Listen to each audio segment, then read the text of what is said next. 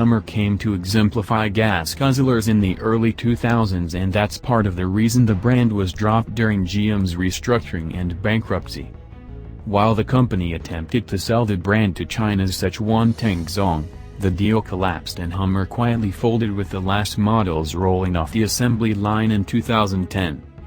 As fate would have it, crossovers and SUVs have exploded in popularity, and it's easy to imagine a modern-day Hummer going heads-to-head with Jeep.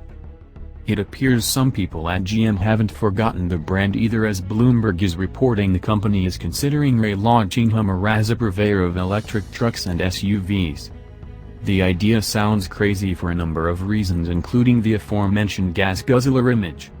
Besides that, a Hummer relaunch would be expensive, as it would require a massive marketing effort, the establishment of a new dealer network, and the launch of several new vehicles.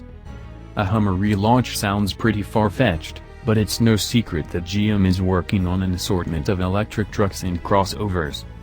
One of the first is expected to be the Chevrolet Bolt EV, electric utility vehicle, which is expected to be launched next year.